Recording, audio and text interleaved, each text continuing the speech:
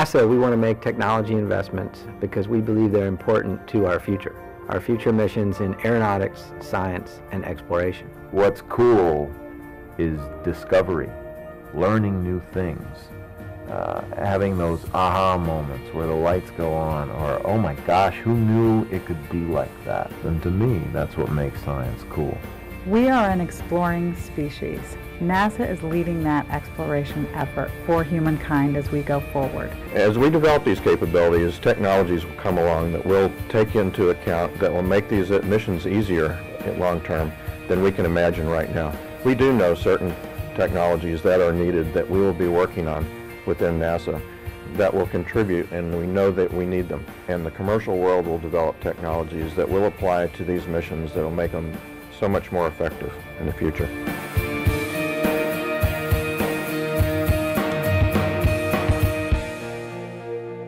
I think about our NASA education programs and projects that can give a kid a hands-on experiential moment where they can see, wow, I can be a scientist, wow, I can be an engineer, wow, I can develop the next rocket ship that takes us to Mars, or develops a cure for cancer. So the things and the programs that we have at NASA will ignite that curiosity in the mind of a child, as well as trying to influence and inspire and give curricula to teachers to help impact a much bigger footprint on this nation. The wonderful things that we get from station are just really unknown at this point, but we've got good sound research plans, we've got good strong products in place. There's no telling what the space station will bring with this strong research background and information and activities we've got planned for the space station. With programs like the NASA Explorer Schools, Summer of Innovation, or even Teaching from Space, where we can beam down instructions from the International Space Station into classrooms across the nation to inspire students and teachers to reach for new heights and believe that they can do anything they put their minds to through their dreams and desires to be scientists, engineers, or mathematicians. We must inspire not only teachers, but students to have the curiosity to reach for the stars. All of the things that we learn in the science programs and the technologies we develop are critical to understanding those types of missions and what they can accomplish. Personally, I think that through investments in innovation and technology, we can create the high-tech solutions that we need for problems of tomorrow. We can create new industries, new businesses, and high-tech jobs around this country. I believe more than any other organization in the world, NASA brings together science, engineering, and technology not just to serve humankind, but also to inspire humankind. There is so much out there to discover. There's so much about our own planet to learn, to position us for success in the future, and we're pursuing that. That's the future that lies ahead.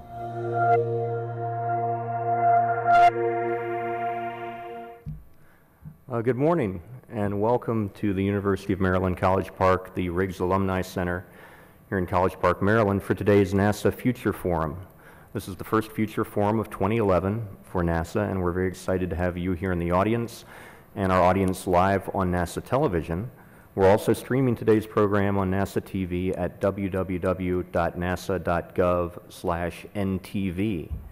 For those of you who use social media, we're going to be taking questions from Twitter followers today. You can follow today's program on hashtag #NasaFuture, or you can ask questions on our NASA Technology account at @NASA_technology. We have a great program today with a number of panels who are going to be discussing NASA's future and our role in America, the economy of Maryland, and the economy of the nation. Today we have our first panel is going to be starting off with some leaders from NASA, followed by a number of panels on innovation, technology, education, and the future. I'd like to take this opportunity to welcome our host for today, Dr. Pat O'Shea, who's Vice President of Research here at the University of Maryland. Pat?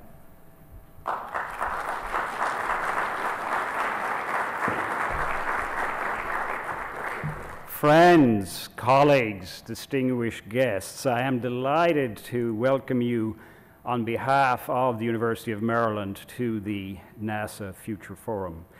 NASA is the modern embodiment of our primal desire to understand the heavens.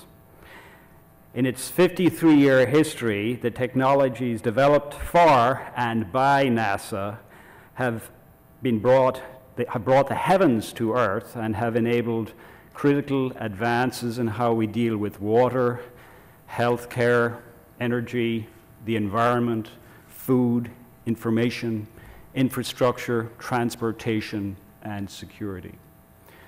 As you can probably tell from my accent, I grew up in Ireland, and one of my earliest memories in the 1960s is of a drawing I made of a big rocket, a Saturn V. I drew USA and NASA on the side, and that was the Apollo 11 rocket, and later, a few years later, I remember after Apollo 13, the astronauts visited my hometown and had a forum in the Cork Opera House, and I snuck in. I didn't have a ticket. I was a young kid, and I remember standing in the back and looking at those brave astronauts and thinking about all the things they'd done and all the scientists and engineers that had supported them both before the launch and during the critical stages of their return to Earth. And that inspired me to become a scientist and a technologist, like it has several generations of children worldwide. So here I am now at the University of Maryland, which is a globally preeminent institution renowned for its prowess in innovation and education. As Vice President and Senior Research Officer, I oversee an enterprise that closely couples creativity, innovation, entrepreneurship, and education to create a brave new world and to educate the leaders of that brave new world. As befits the NASA mission, we are in the business of educating explorers here at Maryland, not simply training tourists. At Maryland, we have been very active over many years in NASA projects ranging from comet hunting to climate monitoring. In today's NASA forum, we will actively discuss the role of technology, innovation, business, science, and education in our future space exploration plans and in sustaining economic development and competitiveness. We have gathered together NASA leadership, technologists, scientists, and engineers, along with leaders from local business, science, technology, and education to discuss and help guide the future role of NASA in advancing innovation, technology, science, engineering, and education in a way that benefits our community and the nation. NASA today stands at a critical juncture. Will it adapt to new requirements placed on it by its own successes over the past half century, and also by the changing economy? And will it continue to contribute to our nation's progress in new ways? Will it continue to inspire budding scientists and engineers like it did me those many years ago? NASA today seeks to fortify its crucial relationships with academia and business, which now more than ever will be vital partners as NASA ventures into the future. Our forum today will explore major areas of interest and help attendees understand the issues, the opportunities, and the ways they can help ensure NASA's continued leadership. Thank you. I would now like to introduce our most distinguished guest, NASA Administrator Charles Bolden. He is an extraordinarily accomplished individual, a highly decorated graduate of the U.S. Naval Academy in Annapolis, Major General in the Marine Corps, and astronaut. And in 2009, he was named NASA Administrator by President Obama. Please join me in welcoming Charles Bolden.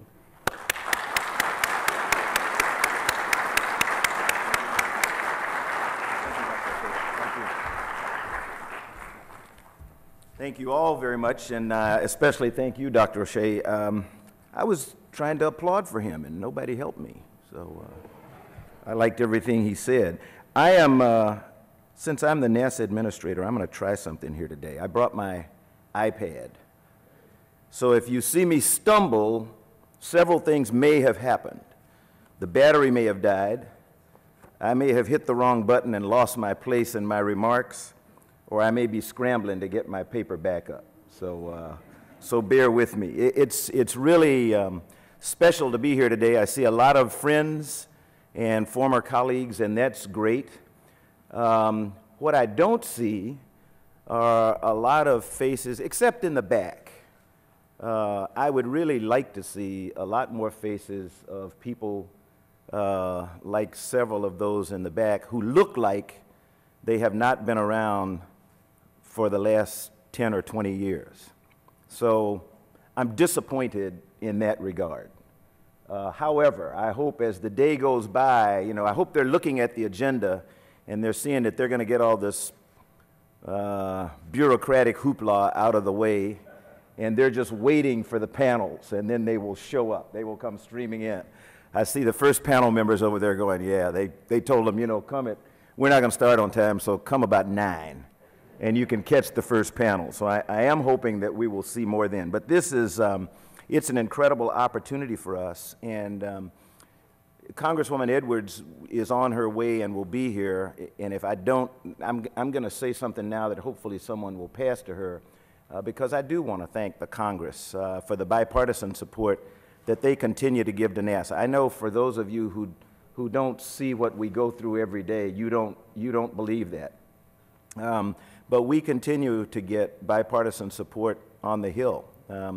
NASA and space exploration and aeronautics and things like that still remain something that tends to be bipartisan. And we have strong advocates no matter what party, no matter what segment of what party, since even the parties today have parties.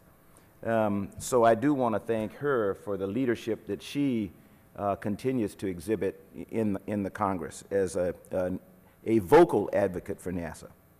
The Maryland congressional delegation, as a matter of fact, has been particularly enormously helpful to us in ensuring that the Goddard Space Flight Center, the management of the Hubble Space Telescope, and other NASA assets in Maryland have been fully supported. And I thank the entire delegation for their steadfast support of the agency and the aerospace sector.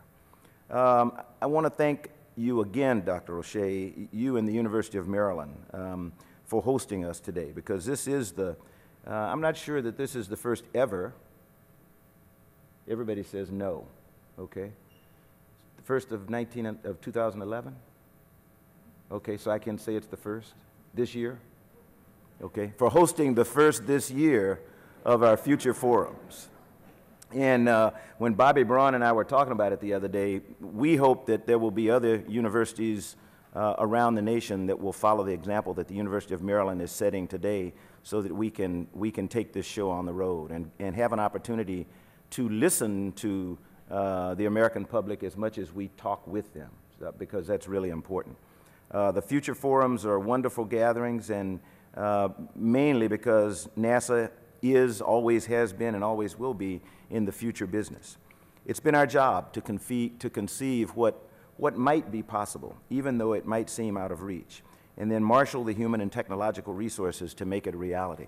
I cannot help. My wife hates to see me come in the house and turn on the television because she knows I'm going to switch to the talking heads. And I just have to do it because they have such wisdom. Yeah, you got it. But it's still interesting to listen to them and to listen to people who supposedly are leaders today who speak with such pessimism. We can't do that. We won't do that. We are very optimistic about the future. We're very optimistic about what can be done. And I think we're that way. Any of you who are NASA hands or used to be NASA employees or are NASA employees know what I mean when I say we take science fiction and turn it into science fact. And that's the way we live every day. And it's fun. We think it's important. And we hope that today you'll help us to at least advance the efforts that we have. Right now, the agency has completed one enormously effective chapter in our history with the retirement of the space shuttle. And we're writing the next one as we gather here today. The shuttle was an experimental vehicle throughout its lifetime. And, you know, a lot of people don't want to admit that. That shuttle was never operational. Shuttle was always an experimental vehicle. I don't know that any of us in NASA ever thought that NASA would be something that we could truly consider operational. You know, it's just, when you have something that's on the cutting edge of technology in many respects, it's sort of a, I don't know, it's a strange vehicle, because when you're in the cockpit, you're in the 1970s. And when you look at things like the main engines and the systems, alpha magnetic spectrometer, some of the experiments that it took to the International Space Station. The International Space Station itself, it's the cutting edge of technology, and it represents dreams, to be quite honest, things that have not even been fulfilled yet. So it does show that while we want to advance technology and science, in some cases you have to use you know, modern day, current day assets to help you do that. So I say that only because we have a big battle going on right now, both within NASA and without, between moving into the future and preserving some of the past. And I contend that you can't, you know, if you forget your past and you just kind of shake it off, you don't have anything on which to stand. When you're trying to reach high points or trying to reach a top shelf, you've got to have something to stand on. And you know, when you kick the things that you stand on away and think that you're just going to jump, make big leaps, then I think we're maybe missing the boat. For starters, as I said, you know, shuttle was critical to the assembly of the International Space Station. It's the size of a football field, with human beings on it 24/7 for more than 10 years now, which will produce breakthroughs for the next generation of exploration until at least 2020, and we have just about completed the certification of the International Space Station through 2028. We'll continue to study what the shuttle taught us as we work with our industry partners to develop the next generation of transportation systems to low Earth orbit and beyond. NASA is now handing off the transport to the space station to American industry so that we can focus on a new series of firsts, like sending humans to an asteroid and eventually to Mars. We have the opportunity to raise the bar, to demonstrate what human beings can do if we're challenged and inspired to reach for something just out of our grasp, but not out of our sights. Let me take a break here. Just a show of hands. How many of you think you know what the gap is going to be between American capability to take things to low Earth orbit, between the end of shuttle and the onset of the next American capability to do that? Who thinks they know that? Who thinks it's in terms of years, whether you know or not? Who thinks it's in terms of months? It's in terms of months. We will be flying American vehicles to the International Space Station in less time than it took us to recover from Challenger or Columbia. And that is a message that I have failed to get out. That is a message that we in NASA, that is a message that the the administration has failed to get out. You know, Orbital Sciences and SpaceX are just two companies that are industry bidders to take over the responsibility for access to low Earth orbit. Last December, SpaceX demonstrated their ability to get a vehicle to low Earth orbit, to orbit it, to safely deorbit and recover it intact. So they've demonstrated that capability. That's never been done by a private company, in my knowledge. Orbital Sciences, from right up here in Dulles, Virginia, is on the verge of flying their first demonstration. And in both cases, in the cases of both companies, they will have flown 2 demonstration flights for us in what we call the COTS program. That's sort of a very short development program. And next year, 2012, we will be paying them fee for service to take cargo to the International Space Station. So depending on how well things go for SpaceX in their now scheduled November/December final demonstration flight, they could be flying their first cargo mission for pay as early as next February. So we're months away, not years, from an American capability to deliver cargo to the International Space Station. So don't let anybody tell you otherwise. We're not dependent on the Russians, the Japanese, the Europeans. We are developing an American capability that will be available very soon. That does not mean you throw away your international partners, because we still need them to fill out the gap for being able to take the amount of cargo that we want to take to the International Space Station. President Obama has given us a mission with a capital M to focus again on the big picture of exploration and the crucial research and technological capabilities that will be required for us to move beyond low Earth orbit. The President is asking us to harness that American spirit of innovation, the drive to solve problems and create capabilities that is so embedded in our story and has led us to the moon, to great observatories, and to humans living and working in space, possibly indefinitely. That American ingenuity is alive and well.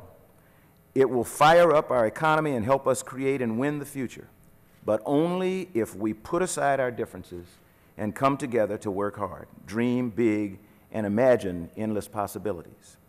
Working together, NASA, academia, and industry will create new technologies, develop new capabilities, and increase the knowledge and understanding of the fragile world on which we live. And that, I think, is the essence of what you will be doing here today. And that's what's happening right now across the board in NASA's work. Just last week, we sent Juno soaring to Jupiter, where unprecedented images of the gas giant's poles and data about its surface and core will be made possible by efficiency advances in our solar cell technology pursued by NASA over the past few years. Juno will operate farther from the sun than any solar-powered spacecraft we've ever flown. That's no small feat. This capability advance is applicable to NASA's future robotic and human exploration missions, and may also make a difference to our energy future here on Earth. Last month, Dawn arrived in orbit around the asteroid Vesta, and what it learns could help inform a planned human mission to such a body. Tomorrow, reporters down in Florida will be getting a last look at the Mars Science Laboratory, appropriately named Curiosity, before it's mated with its descent stage and we move closer to its November launch. Curiosity will have more high-powered science instruments on Mars than we've ever had before, and it's a step along the path to eventual human missions to the Red Planet.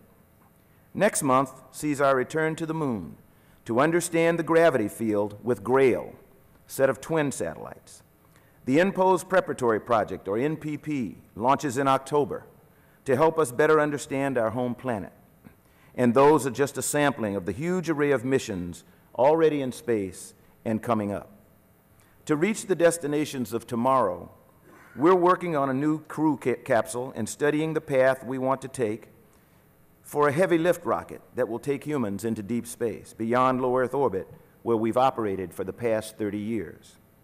The initial investigation of in-space propulsion, communications, radiation protection, and life support technologies that complement these two deep space systems are being prioritized and worked into the pipeline even as I speak. Looking farther into our space future are the 30 visionary concepts that our Chief Technologist Bobby Braun's office just selected under the NASA Innovative Advanced Concepts, or NIAC program. The advanced concepts selected for study under NIAC were chosen based on their potential to transform our future space missions, enable new capabilities, or significantly alter current approaches to launching, building, and operating space systems, matched with the 80 graduate fellowships recently awarded for basic and applied research in technology areas aligned with NASA's future space missions. The agency is beginning to create its future and invest in its future innovators today. NASA's role has historically been crucial in seeding the technology and innovations that brought our nation's capabilities to the cutting edge, made America the world's leader in space exploration, and made a difference in our lives every day. NASA's impact on our nation's technological future, the workforce, and the economy are based on investments and innovations that we had the courage to make. These investments have helped us create, galvanize, and strengthen the expertise that has made NASA's achievements possible. Similarly, today's investments in education, science, innovation, and space technology will maintain NASA's position on the cutting edge while stimulating our economy and global competitiveness and inspiring future generations. That concept of transformative work to give future generations more capability than we have today is at the core of our work right now. NASA is at the heart of a national strategy to invest in research and development and take these concepts from the drawing board to the launch pad. We can't do this alone. We need your help, your ideas, your energy, and your passion. What you're doing here today is very important, and I look forward to hearing more from you. I thank you all for working with NASA and the entire aerospace field as we move forward into a bright future of science, aeronautics, and exploration. Our future is bright, and we're ready for the challenges of tomorrow. We hope that you will join us on this journey. Thank you all very much for coming today, and thanks for letting me help kick it off. Thank you.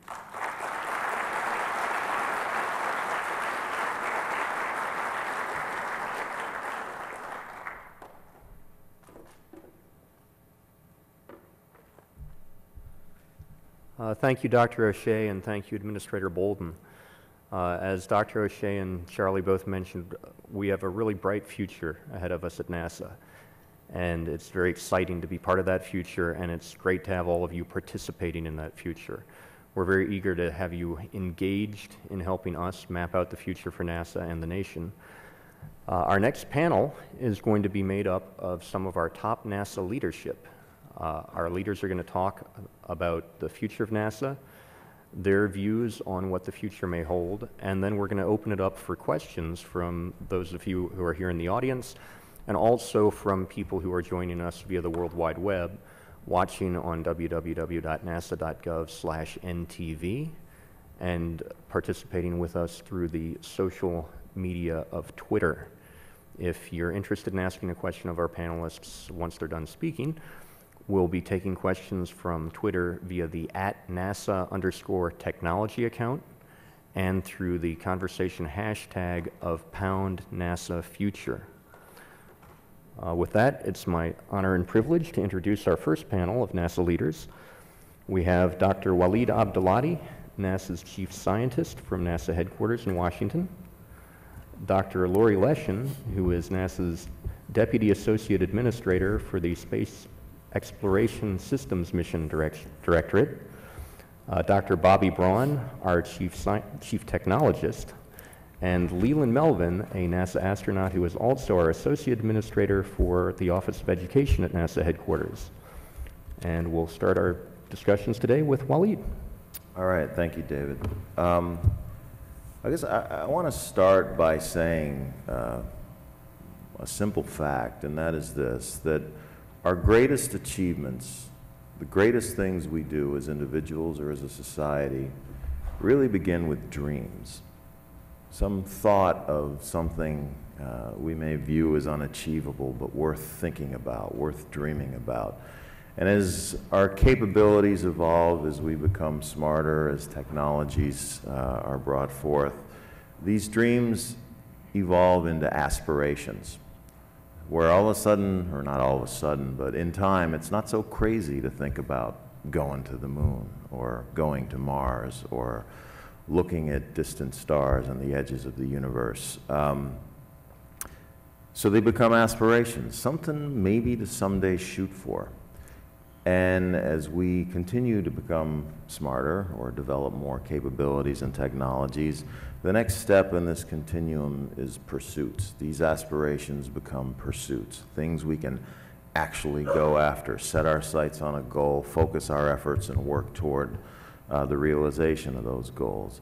And then finally, the last step in that sequence is achievement. So we go from dreams to aspiration to pursuit to achievement. And I believe that sequence has been borne out time and time again at NASA in the past, is being borne out in the present and will be borne out in the future. One great thing about achievements is they lead to new dreams, so this cycle can just keep going. And really, I'd say the sky's the limit, but the universe is the limit, and I don't even think that's the limit. We'll learn as we go. So NASA has a history of producing incredible achievements, and these aren't just human achievements in exploration and taking people to places that for most of humankind was thought to be impossible. These are scientific achievements, discovery about our surroundings, about the Earth, about the universe. The administrator listed a number of achievements in either the last couple of months or in the coming few months, but the last 6 months of this year really is incredible, with 2 missions to study the Earth, a mission to study the interior of the Moon. We're on our way to Jupiter now. We're going to be exploring Mars in ways that we haven't been able to date, and we're in orbit around the asteroid Vesta, learning about the origins of the solar system. We recently entered orbit around Mercury. In February, we're launching an X-ray telescope to look out further than has been looked before with X-ray astronomy. This is over the course of maybe an 8 or 9 month period. I would say this is a period of great achievement with many to still lie ahead. And when I think about NASA science, 2 words come to mind: inspirational and service. I think what NASA does is inspirational. I think it speaks to the very core of who we are as human beings. One thing that has been constant throughout time is the desire to explore, the desire to understand our surroundings, whether it be, years ago, the forest we live nearby and how, our residence or domicile fits into that landscape, or more recently, the universe we live in and our place in it. And if you just think about it, getting back to dreams and pursuits and achievements, we're currently looking very close to the beginning of time as we understand it, out at the furthest reaches, the edges of the universe. We've discovered methane lakes and rivers on the surface of Titan. We've discovered at least great, strong indications of liquid water on Mars. We're understanding our own planet, how it functions, how it's changing, and what those changes mean for life on Earth. And that gets to the second element. I said inspirational. The second is service. The science we do helps us understand not just the stuff we dream about, but where we live. And the second aspect of the human spirit, besides exploration, is the desire, the need, the hunger to survive, and not just survive, but thrive in our own environment. And surviving and or thriving, depends if you're a pessimist or an optimist, I'll say thriving in our changing environment requires information, requires the perspective and scale and context of observation that comes from looking from space. I'm sure nearly all of you have seen that Earthrise image of the Earth sort of hanging, floating. Actually, floating isn't the right word. Being in the darkness and silence of space. And that picture really changed how we view our planet, as did the pale blue dot image, the Earth from the edge of the solar system. So that perspective, understanding how the Earth works, the interacting components, will not only allow us to survive in the face of the changes that our planet faces, but really thrive, really make the most of the evolution of our planet. So in that sense, science at NASA both inspires and serves humankind. And what pursuit could be greater, frankly? And I think it's fitting that we're here at a university, because I often compare investing in NASA science and exploration to investing in college. We're in difficult economic times, but any parent that has scraped and saved money despite hard times to send their child or children to school for a brighter, better future understands what we do at NASA for the nation and for the world. So with that, I'll pass it over to Laurie Leshin. Thank you.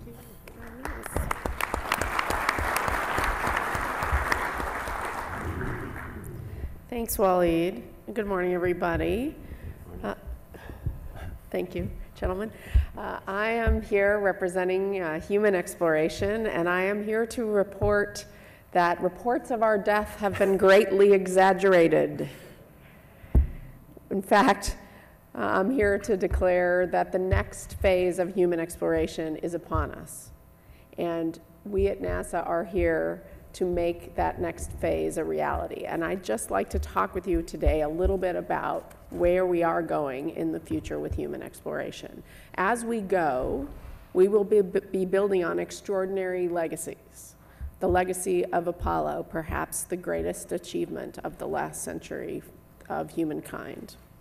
The legacy of the Space Shuttle program, which we successfully brought to a close only weeks ago with an extraordinary mission, final mission of the Space Shuttle to the International Space Station. How many people watched the launch? Anybody go? Anybody go in person? Right on. I was very privileged to be there, and it was a special time, and we owe extraordinary kudos, and that team deserves the kudos, all the kudos we can give them, and that program deserves all the pride that it takes in its achievements. It has been extraordinary, but we are looking towards the future. As Charlie said, it was time to retire the shuttle and move forward. We will be going farther. We will be going beyond where the shuttle could go, beyond LEO, beyond low Earth orbit, beyond the moon, beyond where Apollo went. We'll be going beyond to places like asteroids and Mars, and in my hopes and aspirations, even beyond that with humans. Why will we be doing this? Well, one, there's so much to know about these places. Asteroids can teach us incredible things about the birth of our solar system. They are the remnants of the cloud of material from which the sun and planets formed. They are the oldest rocks in the solar system, and we can use them to really unravel the mystery of how solar systems form and how our solar system formed, and even how things like the organic materials that we're all made of were delivered to the forming planets. In addition, of course, asteroids can have a counter effect on life on our planet, as we know. Anyone who loves dinosaurs knows that these objects occasionally intersect the orbit of the Earth when the Earth is sitting there in that part of its orbit. So they can cause major changes in life on our planet, and have done so. In fact, one might argue, and a lot of people have, that we are here today as a result of an asteroid impact. So we'd like to not go the way of the dinosaurs, but understand how we might prevent that from happening to us in the future. So asteroids are very interesting objects scientifically. They're interesting from a hazard perspective, and who knows, maybe we can help save the world by going and exploring them. And then, of course, Mars, as one of our future destinations for humans, is an extraordinarily compelling place with a long history of holding a special place in humanity's dreams for future exploration. I believe it's our best chance to discover life on another world. Y'all heard about our great water discovery last week, the potential for flowing water even today on Mars. It's my opinion that we're going to need human explorers to actually go and definitively answer the question about whether or not there has been or is currently life on Mars. So that's an extraordinary scientific reason to go. And in addition, long periods of stay for humans away from Earth, Mars seems like quite a logical place to go do that. So we do it because there's so much to know. We also do it because pushing the boundaries of what's possible is part of our DNA as human beings, and it's part of the DNA of our country, I would say. It's part of American DNA, so we're going to continue to push beyond where we've been before. And also because undertaking really audacious challenges like saying we're going to send humans to Mars drives our nation to strive and invent and ultimately prosper. I truly believe that we must take on audacious challenges as a country in order to continue to drive forward and prosper. So how are we going to do this? How are we going to create this future for human spaceflight when So many people are saying there is no program, and I'm here to tell you there is a great program. We actually have all the pieces in place in the programs we are putting together to undertake the next phase of human exploration. We have those pieces in place thanks to Congress, who passed our Authorization Act last year, and to the administration, who supported that. What are those elements? So there's basically three pieces to our future program of human exploration. They start close to home in low Earth orbit with the International Space Station and its extension till at least 2020. It is our laboratory, it's our test bed, and it's our foothold in space for humans. We've got astronauts there now. It's been occupied continuously for over 11 years, and we intend to keep that record going for another decade at least.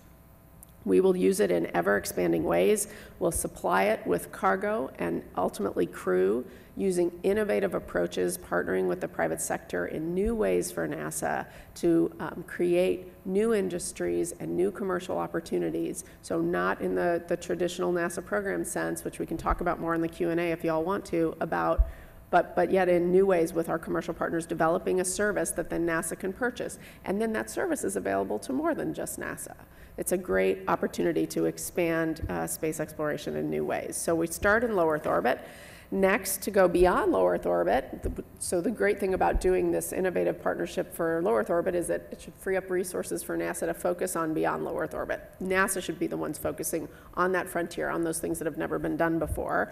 We know we need a capsule and a big rocket to get out beyond low Earth orbit, so we're starting on those right away, and those are in formulation right now and actually starting to be constructed. And third, we need research, and we need to develop technologies and new capabilities in order to go beyond low Earth orbit, in addition to the rocket and the capsule, and we're working on those as well. So there are hard questions we need to answer about human survivability on long space trips beyond Earth. There are new habitats that need to be invented, new kinds of propulsion for in-space travel, new kinds of spacewalking suits, new kinds of shuttlecraft to maybe fly asteroids around, or fly astronauts around the asteroids. So we actually had a question on Twitter come through already about the kinds of technology that we're going to be working on. Those are some of the new kinds of systems we need as we go beyond low Earth orbit. So the rocket and the capsule that we're doing are absolutely necessary. They're absolutely not sufficient for us to get there. We need to invent a lot of other things as well, and I'm sure Bobby will say more about this. But we have all those elements in our programs now. We have all those different pieces, the low Earth orbit piece with ISS, the rocket and the capsule, and the research and technology that we need to go forward. We need to make sure we follow through on inventing all of those things and on driving through all those things to make our exploration dreams a reality. But I want to close by saying having cool destinations and having the various pieces in our program isn't enough to make this aspiration become reality. Making this endeavor a reality is going to require inventing something that's actually more challenging than inventing new technologies or new systems. I think it's going to require inventing a new way of operating for NASA and for our community. It's going to require inventing new ways of collaborating, new ways of exploring. We need to collaborate across different parts of NASA. Science and exploration working together. We need to collaborate in new ways with the private sector, like we're trying to do with our commercial programs. But even in our NASA programs, we need to work differently with our private sector colleagues. We need to collaborate with other nations in new and expanded ways. We need to collaborate with universities to make sure that we're getting the best and the brightest students and the best research possible. And we probably need to collaborate with the public in the ways that we haven't collaborated with them before. We need to create a worldwide exploration movement in order to make this aspiration a reality. So my request of all of you today is to think about how you can help us do that. Talk to us, tell us ways that we can help create this worldwide exploration movement. Tell us how to do that with you. Worry less about who's going to build it or what the rocket exactly is going to look like, and more about how we create this coalition of human beings who won't rest until a person is walking on Mars or even going beyond that. And let's just think about that for a moment. What is that moment going to feel like as that first astronaut sets foot on Mars? As she shakes that red soil from her boot. I like that. I hope you all will remember this day that we all rededicate ourselves to working together to enable an amazing future for NASA. Thanks. And now I turn it over to my dear friend Bobby Braun. Thank you. Actually, thank you both. Remind me not to try to speak after you two again. I want to start out by just making a couple remarks. I guess the best way for me to say this is to say that I love being affiliated with NASA. I'm an engineer who has dreamed of building things and had the privilege of actually working on some flight systems in my career, who's been transplanted here to Washington. And I love being affiliated with NASA. And I've been thinking about why that is. And the reason, I think, is because NASA, to me, is a little microcosm of the best of our nation. We're a nation of explorers. We're a nation that's never satisfied with the status quo. We're a nation that's always trying to out-innovate ourselves, to do better. You know, we're never quite there, right? We can always do it better in this country. And sure, there are fiscal challenges today, but this country still remains the land of opportunity. And when I look at NASA, those are the exact same characteristics that I see for our future.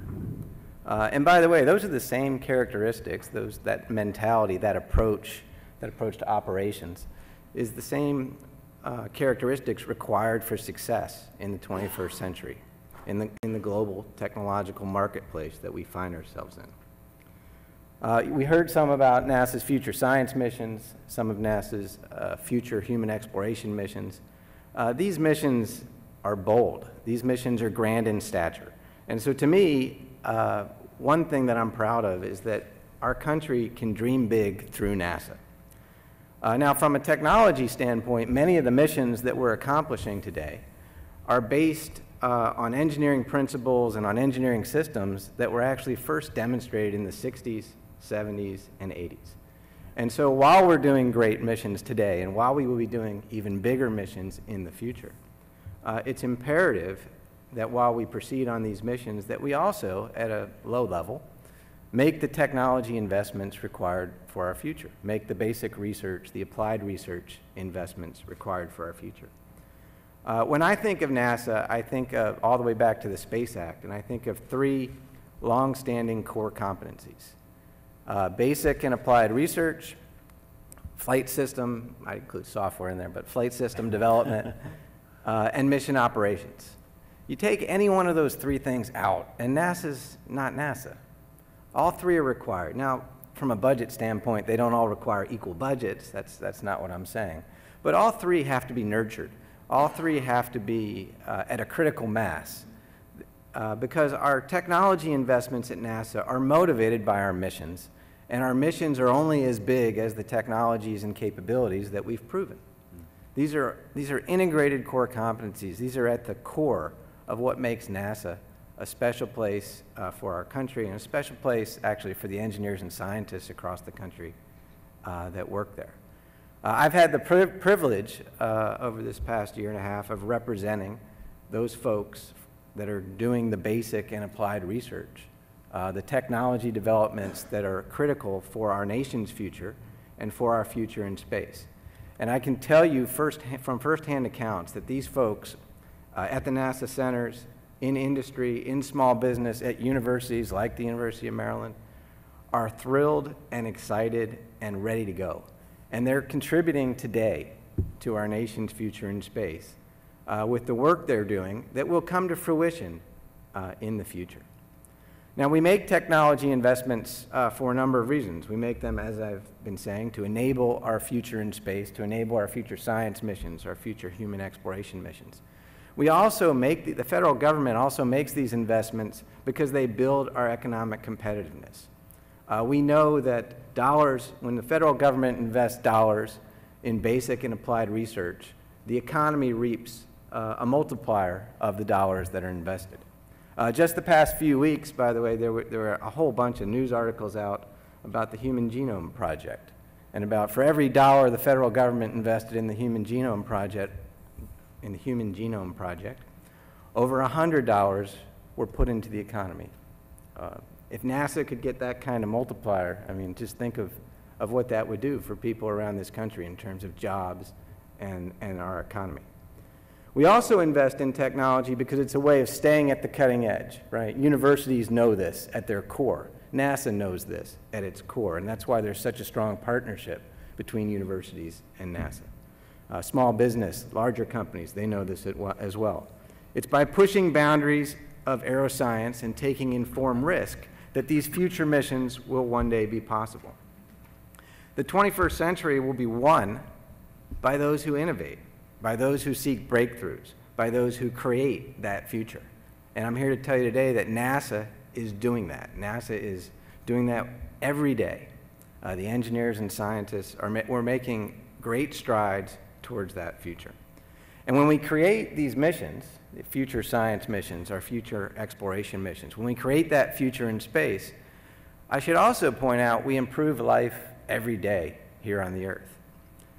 The technology developments that go into NASA's future space missions are often spun off into new businesses, new products, new services that we utilize every day. In the biomedical industry, the protective armor that our police, firefighters, and military personnel wear, blood flow monitoring devices, artificial hearts, even LASIK eye surgery, the GPS system that's in Leland's phone or my friend Joe Parrish's car, right? All of these things that we take for granted, the Weather Channel, they all come from our past investments in space. And they certainly have all improved my life, and I'm sure that you would agree they've improved yours.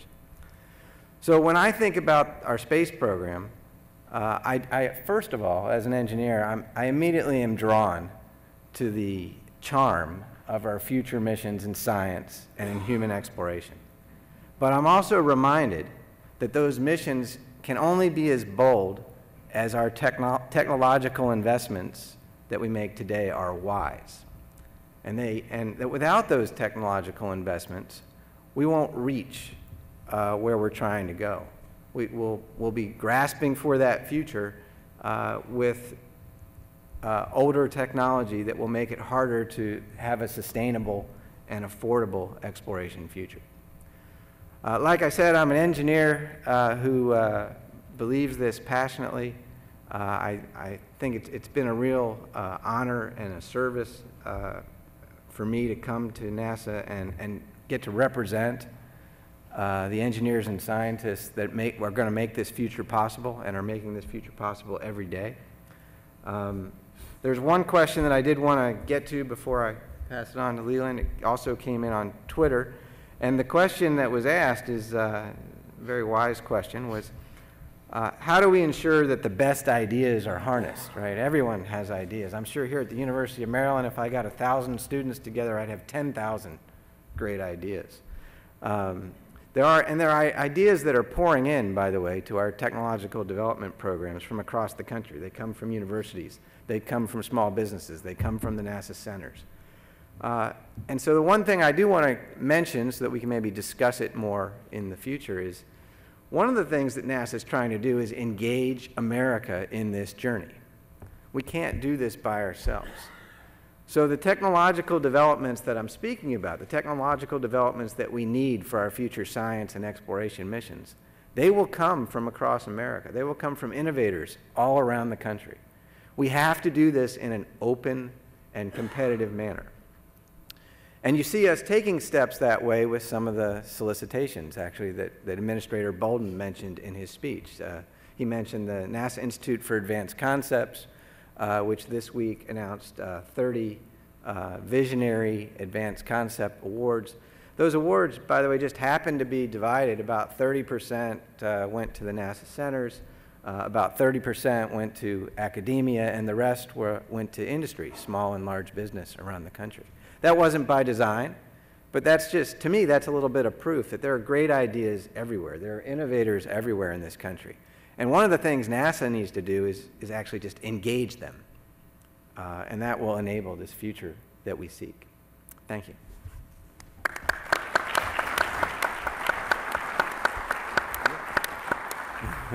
So let me turn it over now to my good friend, Mr. Leland Melvin. Thanks, Bobby. I'm really excited to be here because my job, I've been the last 8 months, been the Associate Administrator for Education. And Charlie has charged me to help inspire and motivate our next generation of explorers. So all the missions that Waleed and Laurie and Bobby's talking about innovation, we need a very technologically and digitally literate workforce to make these things happen. And it starts at a very early age. Usually middle school is where students get turned on and turned off to science, and sometimes even before that. Now, I have had two very defining moments in my life at an early age. And the first one was when I turned over a desk in my elementary school class, and Mrs. Martin grabbed my ear and took me to the principal's office. And Mrs. Carwile, you know, back then you could have a little corporal punishment, so I had a little hand in my development from the principal. As I walked home, I stopped by my friend Butch's house, and his mother was a teacher, so they have that telepathy thing, you know, that's teacher network. She had a hand in my development. And then when I got home, I got the real deal from my dad, who had the bigger hand in my development. But I say this because it takes a village to raise a child. That's an African proverb. And we are all part of that village to ensure that our children and these students have everything in their power. They're armed with everything in their power to succeed and to be the future technologists, the future innovators, the future rocket scientists, the future explorers.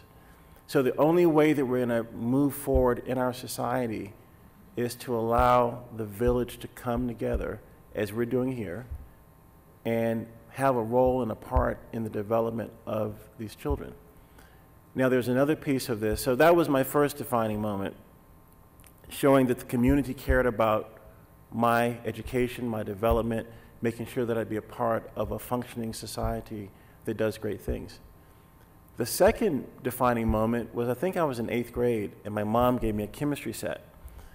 And this was before OSHA had, you know, child appropriate age for doing things. So I mixed these two dissimilar chemicals and created this fantastic explosion that orange and white smoke and burned a hole in my mom's carpet, had another hand in my development. But this fueled my curiosity to be a scientist. I became a chemistry major in college. And so this out-of-school, hands-on, experiential activity helped me see the excitement of science and engineering. And that fueled me to become a chemist, as I said. But how do we do this as a society to get these students to see how they can become something like a Bobby Braun or a Laurie Leshin or a Waleed? How do we let them see this? It's inspiration. It's allowing them to see that they can dream. There are so many kids that are disaffected by the inability for a teacher to share with them the proper way to do an integral, or the proper way to learn different systems to get to the next step.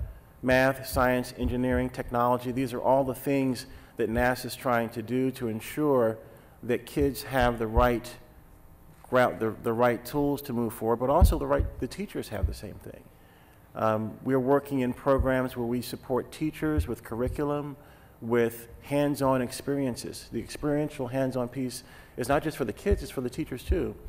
So a couple of weeks ago, I was down in Houston at NASA JSC, and we flew on the it was on the zero-G airplane, which we affectionately call the Vomit Comet. But we had 84 K through 12 teachers that supplied research experiments. They worked in groups of 4, had research experiments that they flew on this zero-G airplane. And I took down one of our White House Office of Science and Technology Policy analysts with me to let him see what are the NASA unique things that we can offer so that kids can be motivated and inspired. So we all have to figure out, what do we uniquely have to offer to show that piece of inspiration? And that's what this is all about, this village coming together to share these unique experiences, to blow up the rug in my mom's room, to have these defining moments so that they will know that there's something out there for them in the future, this exploration, the science, the engineering. How many of you in here, by a show of hands, have had a defining moment early in your life that led you to where you are today? A teacher, or an experiment, or building a bicycle, or doing something with your hands.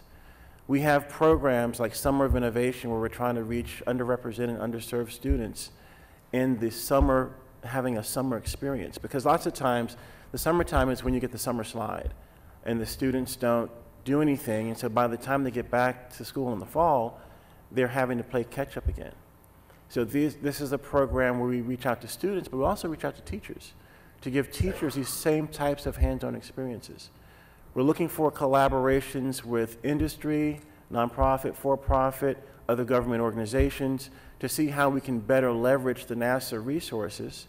And it might not just be money. It could be subject matter experts that come into a school or work with you. It could be, giving awards for gamification or badging to have the winner get to fly on the zero-G aircraft, or where a student or a teacher can actually build experiments to go up on a sounding rocket or to go to the International Space Station.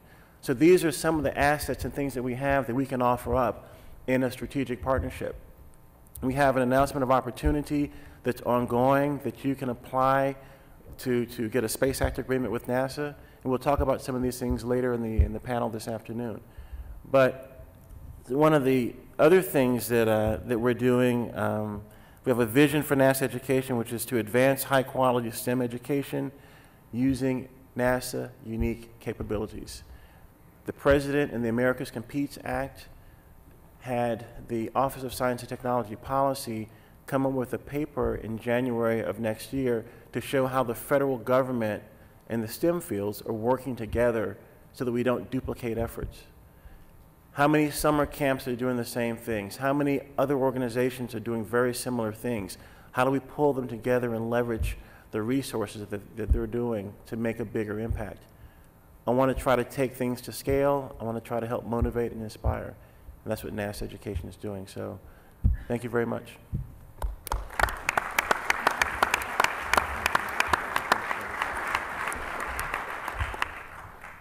Thank you to our panel and our speakers. And now is the really great part, an opportunity for all of you to ask questions of our panelists. We have microphones here in the aisles. If you would like to ask a question of one of our panelists, please go to the mic. We do ask that you use the microphones in the aisles so that our viewing audience on NASA television and over the web can hear your question. And our first question here, sir. Good morning, folks. I have a general question about technology for you at NASA. How much do you think there is a synergy between green or fuel technologies and exploration technologies? How strong do you think this synergy is, if you think it exists? And how much do you put, how much mental effort do you think you guys can, should, and have invested in making that synergy a cornerstone of how you run the technology research? I'll try. That's a great question. Thank you for that. I think it's very true that the technology investments that we make for our future space missions can help us right here on the Earth, and in particular in energy. I can give you a couple of examples. So when I was an engineer, I worked on a mission to Mars. Actually, it was the Mars 2001 lander, and to be honest with you, it never flew. But there was a payload on that mission that was designed by a university professor at Arizona State University. And after that payload was developed and after it didn't fly, he actually left the university, went to California, and he started a small business. The reason he started that business is because he realized if he took his little Mars payload that was designed to produce propellant constituents out of the atmosphere of Mars, and he ran it in reverse, he'd have a very efficient fuel cell. And those systems are now popping up all over California. They're called Bloom boxes. I don't know if anybody's heard of Bloom Energy here. But, you know, for instance, NASA's got a new energy-efficient building at the NASA Ames Research Center, and it's got Bloom boxes for some of its power. There are Google headquarters, there are eBay headquarters. So there's a direct example for you. In his speech, the administrator mentioned Juno. Juno is the first solar-powered spacecraft to go as far as Jupiter. It's only able to accomplish its missions because of the high-efficiency solar cells that will provide the power for the instruments to do that mission. Now, those high-efficiency solar cells didn't just happen. It took years of investment by NASA to develop, by the way, in collaboration with business and universities, to develop those photovoltaic cells. And those same cells can be transferred, and in many cases have been transferred, to commercial applications right here on the Earth. So those are just a couple examples. But I should also tell you that in my role as Chief Technologist, I am working to set up partnerships with other government agencies. I've talked with the director of ARPA-E. I've been over to DOE. I've been to a number of other agencies that aren't in the energy sector as well. And one of the things I've noticed about agencies, we all have different missions, right? Energy has a different mission than NASA, which has a different mission, obviously, than the DOD. But where we all have commonality is in advanced technology. And so when NASA makes investments in technology, it creates partnership opportunities, I should say, across government. And in a way, it makes the pie bigger for all of us. And the fact that NASA is now making technology investments and is talking about how those investments will help our missions in the future has actually created some inertia for me, positive inertia, positive momentum for me with those other government agencies, including DOE and ARPA-E. So I think what you'll see is NASA will continue to make advances in technology, in power, in propulsion for our in-space missions, and will continue to transfer those advances to benefit life here on the Earth. Yeah, I would just add one quick thing to that, which is there's a unique part of this when humans enter the equation, which is the long-term life support systems to sustain a human mission of up to a year, say to an asteroid, or 2 to 3 years to Mars. You must, by definition, you can't take everything with you. You need to live for 2 or 3 years in space. You've got to be able to generate or recycle. We're going to have the most efficient recycling systems around on these spaceships that we're going to send to these other worlds. And so those, the water systems and other support systems, advanced packaging systems, there's all kinds of ways that this can flow back into our everyday lives when you put humans in that equation. We're doing much of that today, actually, on the ISS. Right.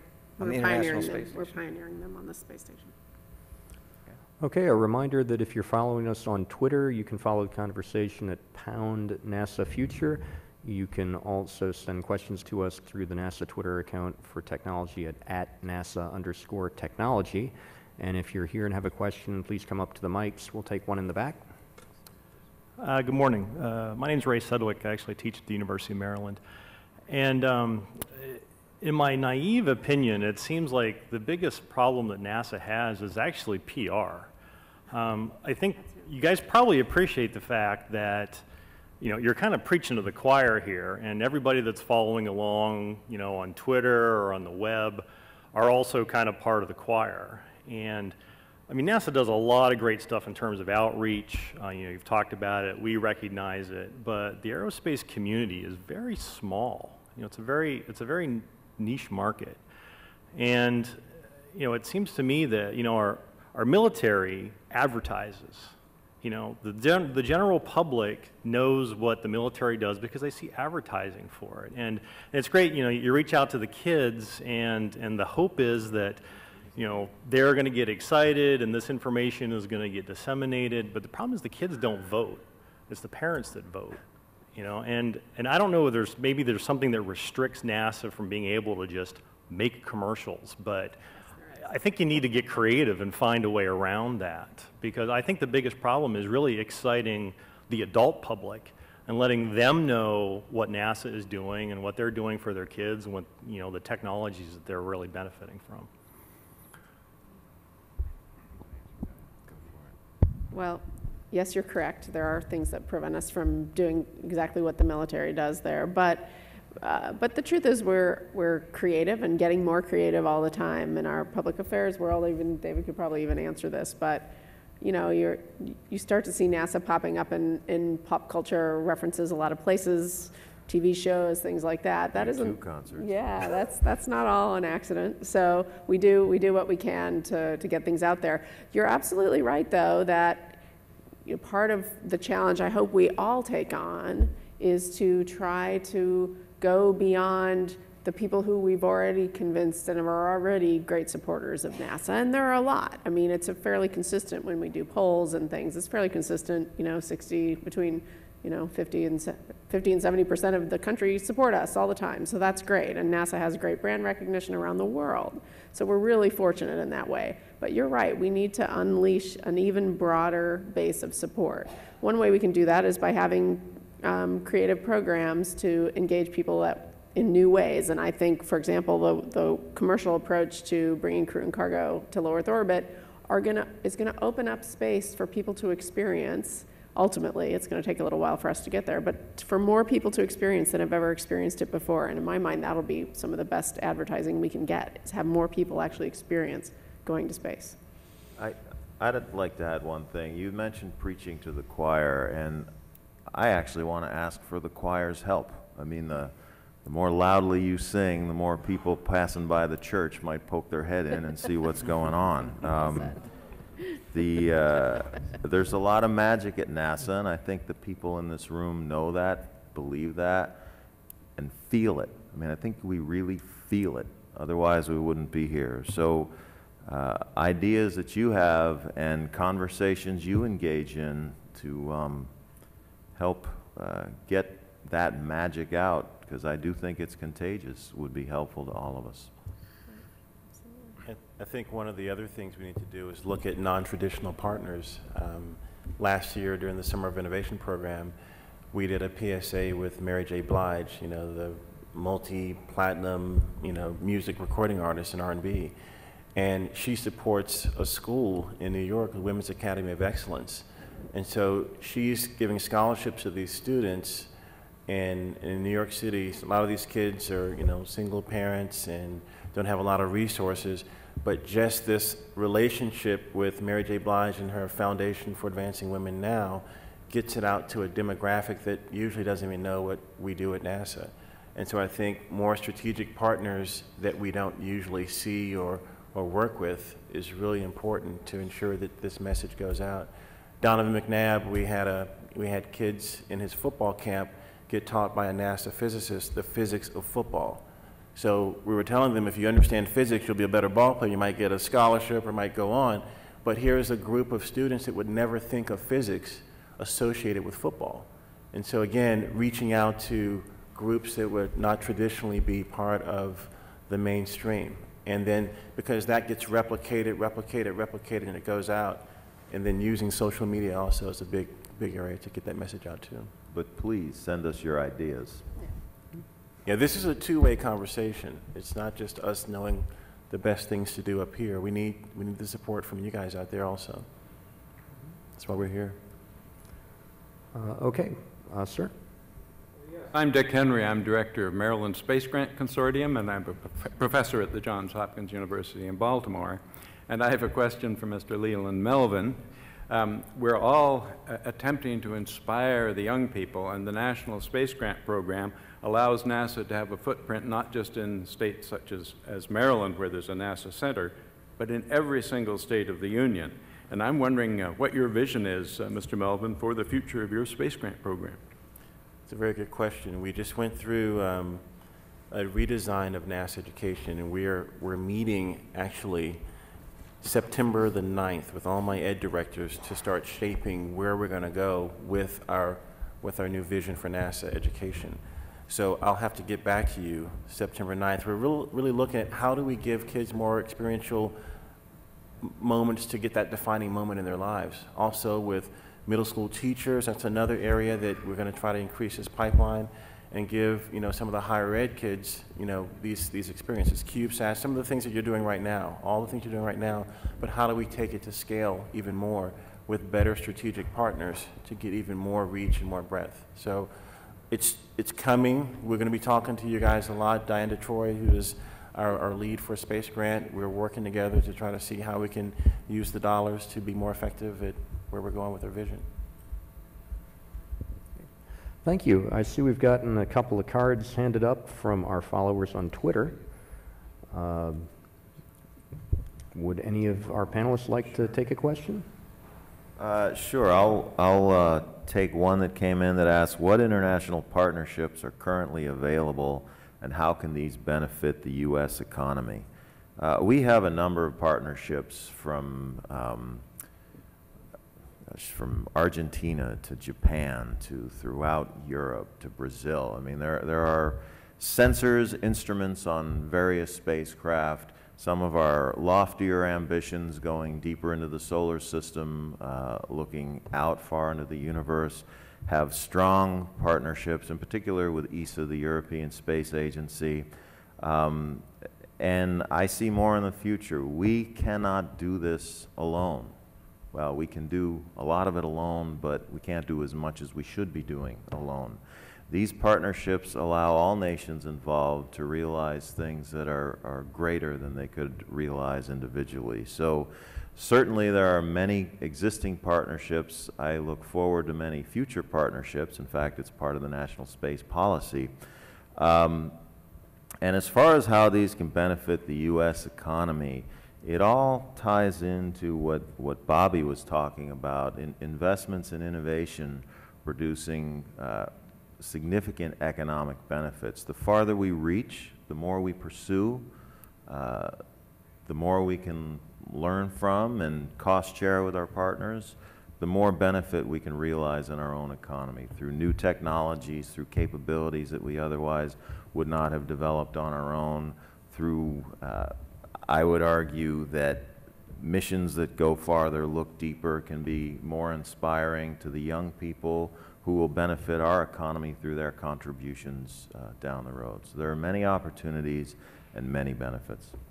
Can I just add that, today we have an extraordinary international partnership in space and the International Space Station, 6 agencies working together, and we have expanded that group to be thinking about the future of human exploration. We have a group called the International Space Exploration Coordination Group. It's in about another couple of months, I would say, you will see come out the first international roadmap for human space exploration that is 14 space agencies coming together from all over the world to work together to think about what are the destinations and the pathways we want to think about for future human spaceflight, and more importantly, then what does that drive us to today to be thinking about the things we need to be collaborating on. So we're literally laying the foundation for extending all of this success we've had internationally to the future. Can I answer one quick one from Twitter? So Aaron from Twitter asks, NASA, I hope to be a geologist on your first human mission to Mars. How can I make this a reality? Aaron, you're going to have to throw me out of the way first. No, I'm kidding. I would be throwing up the entire time. That's a great question. And of course, I think what motivates a lot of us is to think about being that, about actually getting to experience that space flight and actually getting to be the person that does set foot on Mars. So what I would say is keep pursuing your scientific work, and I love the concept of a scientist being among the first crew that goes to Mars. We're absolutely going to need that to be the case, so we're going to need a geologist, Aaron, so keep studying your geology. Make sure you throw some biology in there because we're going to be looking for life when we get there. And then I wanted to ask Leland to say something about what else this person should do if they want to think about becoming an astronaut. Eat your green beans. Study hard. When I had never thought about becoming an astronaut, and I was working at NASA Langley for 10 years when a buddy of mine handed me an application and said, hey, you'd be a great astronaut. And I looked at him and I said, what are you talking about? I never even imagined it, never thought of it until my friend Charlie Camarda, who applied and got in. And then I said to myself, well, if they're not letting knuckleheads like that in, maybe I have an opportunity to get in. But, you know, it's really about doing the best that you can in the field that you're in. You know, people always say, do I have to get a degree in material science or mechanical engineering? It's just choosing what you love and doing the best that you can and being inspired and motivated. And then, because as you fly in space, you're not really an expert in one thing, you're a generalist. Because if the toilet breaks, you've got to fix it. You know, if the solar panels break, you got to go out and do a spacewalk and fix it. So you're not a focused, specialized person. You are a generalist that your engineering, your science classes have taught you how to learn, how to grow, how to think. As a scientist, you probably want to get a PhD. Most of the scientists in the Corps are PhD holding, and then come work with us at NASA. So you heard it from Leland. Even knuckleheads can be inspiration. I'm sure Aaron. That was Charlie. Okay, we'll take another question from here in the audience, here in the back. Em? Thank you. Good morning.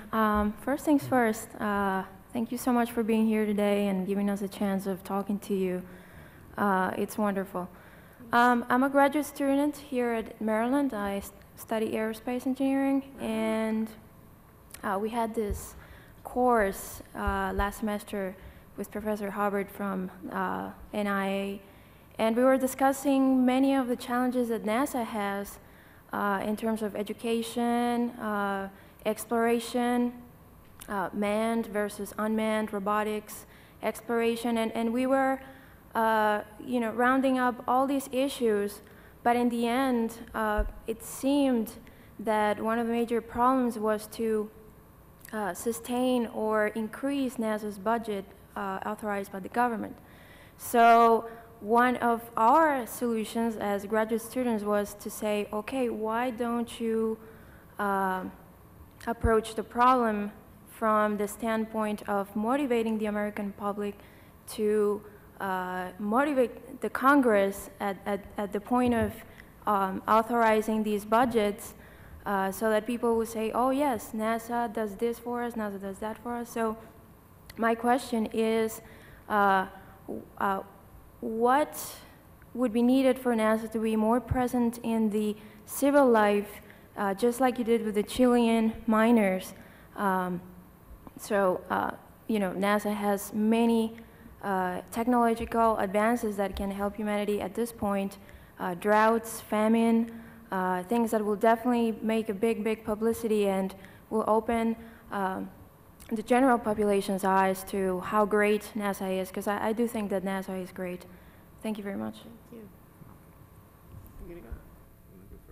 Well, first I'd like to say, I hope you run for political office.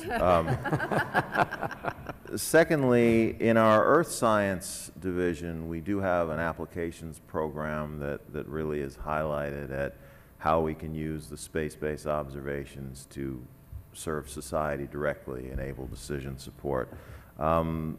Secondly, I think you know, one reason we wanted to have this forum was to hear this kind of feedback, invite ideas from you, because we don't have all the answers. But I believe our content is incredibly inspirational. I believe that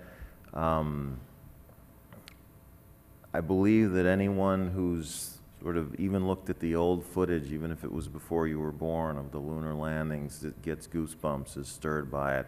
When I watched the satellite last Friday launch toward Jupiter, I mean, it was palpable. The people in the public that were watching this rocket carry this thing to great new destinations were energized, and somehow we're trying to bring that appreciation, the inspirational aspect and the service to society, outward. And this conversation is one step in that process. Our outreach efforts are, you know, they're working diligently, but we are always open to new and innovative and exciting ideas. Right. If I could just add to that a little bit, I think your question is very wise. Coming from an aerospace engineer, I'm proud. But I should say that, you know, so I'm also a university professor, I'm a guy who's been affiliated with NASA for most of my career, but before I was in this position, I had that same question. Now that I'm at NASA, I see the content. I see it every day. And Waleed has described it well. It's rich. It's amazing the way NASA impacts the nation in so many ways. Economically, in disaster relief across the world, weather, monitoring of the Earth. I mean, it's unbelievable, actually. But I can tell you that as someone in the choir, but previously in the public, like yourself, I didn't know. I didn't know about all the great things NASA was doing. And so one of the things that I've been doing as Chief Technologist is we've been ramping up our communications of the spinoff program. NASA has a fantastic spinoffs program. The spinoffs program is where we take the technological investments we're making for our future missions and we spin those off into commercial products or into services that help the country. And we're publicizing that much more now. Just in this past year, there were a whole series of magazine articles that came out about some of the spinoffs. We're highlighting them on our website more. There's always been a spinoffs book and a spinoffs website. And this is just a start. We haven't made a dent in where we need to be with this. But what I think you'll see this year and in these next few years is a much greater emphasis on societal benefit and communicating that societal benefit to the general public, because NASA does have a great story to tell. So I will add one thing, and my perspective on this is we are living in a time in our country where thoughts of dramatically increased budgets are probably not realistic, right? I mean, we've all just watched the great debate about the debt ceiling and linking that to reducing federal spending. So I think part of our job and the way we address this, how do we do more with what we have? How do we bring other kinds of support to the table beyond just federal dollars? And we have several ways that we're doing that. That gets back to the innovative partnerships that Leland was talking about. How do we leverage investments that are being made by others to advance the cause of space exploration? I think that is something that is really a great opportunity for us. Through our commercial programs, we don't just give a government contract. The contractors bring their own investment to the table. We've all got skin in the game in making that successful. That expands the pie. We're partnered with Google on the Google Lunar X Prize, where privately funded folks are off trying to build missions to go explore the moon. What could be better? That's not NASA money. If they make it and are successful, we've incentivized with very tiny amounts of investment. If they make it, there's a prize in it for them, from the NASA side and from the Google side as well. So there's an extraordinary opportunity for us, I think, to leverage other investments that are out there as a way of increasing the pie that's not just increasing NASA's budget. And then NASA needs to look at doing things more efficiently and effectively internally so we can make the most of every dollar that we have. I'd also like to point out that at 1:30 today, there's a panel that we've got on technology investments and benefits, transferring technology to benefit our lives here. I hope you'll all join for that panel discussion. Sir? Good morning. I'm Frank Schoengert. I'm the director of the Pacific International Space Center for Exploration Systems, or PICES, in Hawaii. And I would like to follow up on a response that Laurie gave to a question about how we can introduce the human element into space exploration and thereby greatly expand, greatly multiply the spin-offs that would come from further research into life support systems and so forth. I couldn't agree more with that response, by the way. But it makes me wonder why we don't consider and are not more open within NASA to doing this on the moon. Why don't we consider building, not just with NASA money, but with international support, with industry support, some kind of a colony, some kind of a settlement, that word is embargoed, I know, Not anymore. But what we've called a research park on the moon, and which we have proposed and are prototyping in Hawaii. I would like to hear a cogent argument against that, which I really haven't heard so far, and not just one that says, well, somebody up above says we can't do this. This would be a way to leverage NASA's, massively leverage NASA's investment with countries from all around the world, with commerce, extending Earth's economic sphere to the moon, as the late John Marburger said. What's wrong with it? I don't think there's anything wrong with it. I think that our plan is to develop the capabilities to allow us to do things just like that. And the question in front of us is, in the coming decades, what is the order in which we will undertake the exploration of various destinations? And we are focused at the moment on developing the systems that are really going to allow us to push the envelope. And one of the things that will push the envelope is living for long periods of time on the surface of other worlds. And so I definitely, the moon is part of our destination set, no doubt about it. If we said today that's the first thing we're going to do is establish a long-term settlement research park on the moon, it might be harder to go beyond. And so I think we are looking to really, you know, throw our hats over the fence and go far beyond where we have been before. But in doing so, we will create the capabilities that will allow us to partner with businesses and others to think about permanent installations beyond low Earth orbit. I think that should be on the table.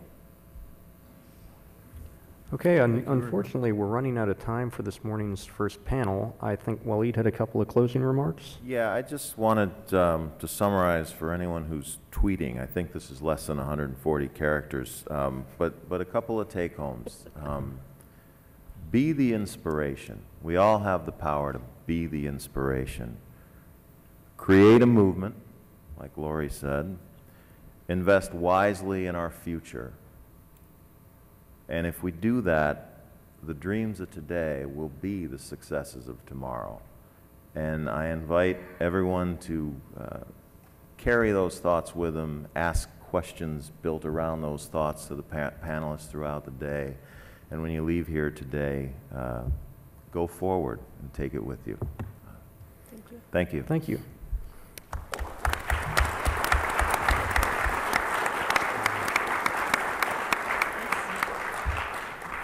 Before we take a break, we have a very special guest with us today. We're glad she was able to make it and give us some words and thoughts about NASA in the future. She is a wonderful friend and supporter of America's space program. It's my great honor to introduce Congresswoman Donna Edwards.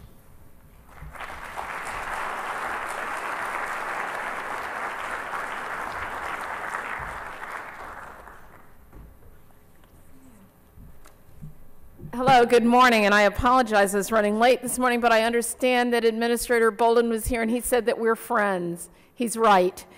It is so exciting to be here, and Dr. Abdalati, I'm going to leave another tweet, and it is this: a nation is only as strong as its investments in technology and the future. And I believe that, and I think that NASA is at the core of that investment. I've had a couple of experiences just in the last 2 weeks that have, I thought, nothing to do with being here today, and I'm going to share them with you. The first was out at a home in University Park, not very far from here at College Park, and I was there with our Lieutenant Governor, Anthony Brown, and we were looking at some investments that the state and the federal government made through stimulus funding to improve energy efficiency of older homes. And there was a crew of four men working on this home to improve its energy efficiency, and they had this little handheld device. It was a device that was used to move around the ceilings and the walls to detect hot spots. It's used now throughout the entire energy efficiency industry to do that, to improve, to look at where it is that homes can possibly save on their energy costs. The family in that home, an older family, had been in that home for a very long time, and was spending a lot of money on heating and cooling costs in the home. And so they became part of this program that the state is offering that's supported by the federal government. And this crew is in there, and they've been in this business for about 20 years, but the business has only really started to ramp up over these last couple of years. And so the technician who was in the home was going around the home, flashing the device at the ceiling and at the walls, and you could see on the screen the hot spots as they lit up on that screen to say where the insulation was degraded and needed to be replaced. And so they were using that, and then were replacing the insulation. And I asked about the device, and the other people who were in the room too. None of us, maybe me only tangentially, with any connection whatsoever to NASA. Turns out that the device that's used throughout that growing industry, that green economy, was developed at a lab in Princeton in partnership with NASA. And I think you heard from the panelists earlier that we have examples like this all throughout this country and around the world. And we have to tell those stories. Now, today I'm a politician, but long before that, I spent an amazing 6 years or so with Lockheed before the merger, so that dates me a little bit, at Goddard Space Flight Center working on the Space Lab project. Now, I was one of those space babies who grew up watching that black and white screen in the classroom and those early missions, and I was hooked then. And my experience working at the Goddard Space Flight Center with so many really amazing, talented people who were really thinking about the future hooked me forever. And not because as a long-term career, and certainly not now, that I would end up in the space program, but because it allowed me to see the tremendous benefits that investments in technology, innovation, and exploration pay off every single day. I had another experience just 2 days ago out in Columbia, Maryland, talking with this company that is an amazing biotechnology company, and they have developed over the course of about 18 years the ability to grow algae so that it's used in so many of the products that we use that are commercially available on the market that improves health outcomes. And they started out as part of the SBIR program connected with Goddard Space Flight Center with NASA. They spun off. They are, a mega million-dollar corporation now doing some of the most amazing, innovative work around. Their beginnings, their origins were in the space program.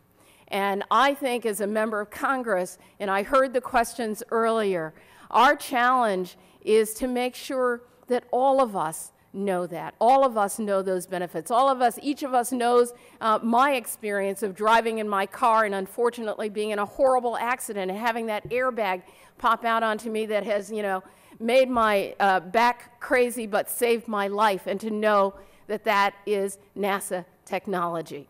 And so here we are in this unbelievable budget environment where, rightly so, the mission and the vision of NASA and all who work throughout the industry. And when I say NASA, I don't just mean the government agency. I mean the entire sector, the entire sphere, from academia to the private sector, to our international partners, and to the agency itself. But we're in an environment of constrained budgets. And I know I hear all the time from my colleagues and even people in the community, well, if we need to cut spending, let's cut NASA. Well, all of us know, and this again goes to the question of the choir, but all of us know that we could do that 10 days and a Sunday and still not make a real dent in the federal budget. And the last thing that we need to do as we're approaching this new century, we're a decade into that, and we've got decades to go. And who we will be for our future, we will be as Americans and as a world, is so dependent on having robust investments in our space program. And I would urge us to sing that message outside of the doors, as you've said, of the churches and worship centers to sing that message, because it really will define who we are for this century. And so I am not just an excited proponent of our space program and the exploration and the science and all of the technology because of the work that is going and, you know, the importance of the work itself, but I'm excited because I know that it's a key to us developing our future economic and other success here and around the world. And I think it's important for the rest of us to get that message. We will only be as good and strong as our investments in technology, and the core of those investments is the work that we do at NASA. I want to share with you a last story, and it is the story of every year I go on a family camping trip, 4th of July. All of our family, extended family and friends, pitch our tents on the beaches at Assateague and just enjoy our few days.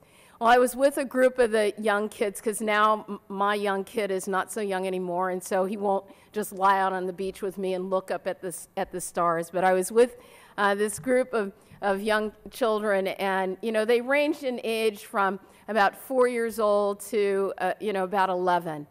And we spread our blankets out on the beach in a dark night sky, and it was clear as you would believe, and we all were just, you know, spread out looking up at the sky, and the kids were so fascinated by the stars and the planets, and they wanted to be there. And you know what? I felt like I was about 4 or 5 years old too, because I wanted to be there too. And Laurie, I may have to tackle you on that mission to Mars, because I think that we really do have an opportunity to inspire a new generation of science leaders. We really do. And you go, and it doesn't matter, you go to any school, any elementary school, any high school, and you can see it when that conversation happens. And I know that all of us who make a point, and we should make a point no matter what it is that you do, going out to those schools in your local communities and just talking with the young people about what it is that you do and why you're so inspired.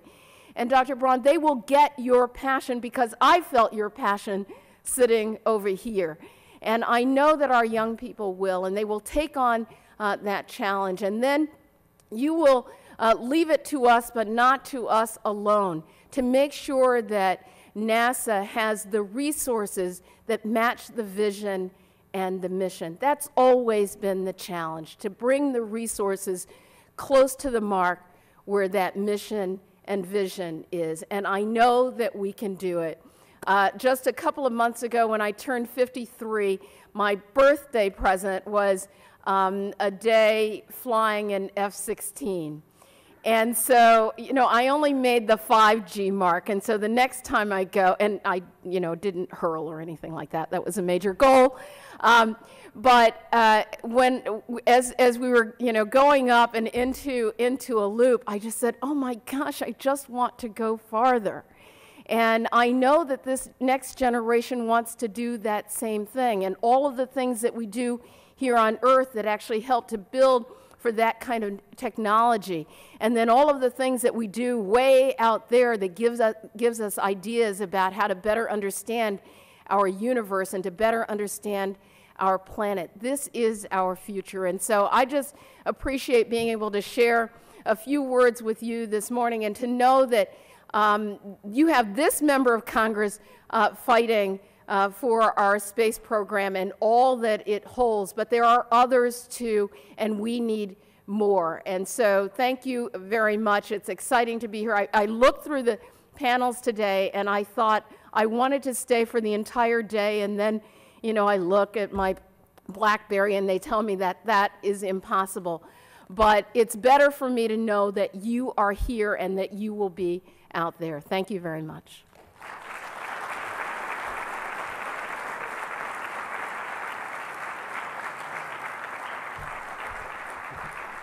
Thank you, Congresswoman, for joining us today. It means a lot to have you here, and we appreciate your support. We look forward to going farther out and also closer into our home planet. For the time being, we're going to take a short break from our future forum here at the University of Maryland College Park. We're going to regroup in this room at 10:15 a.m. Eastern. We're going to stick to our schedule if we can. So we'll take a short break and be back at 10:15 to our NASA TV audience and folks here. Thank you.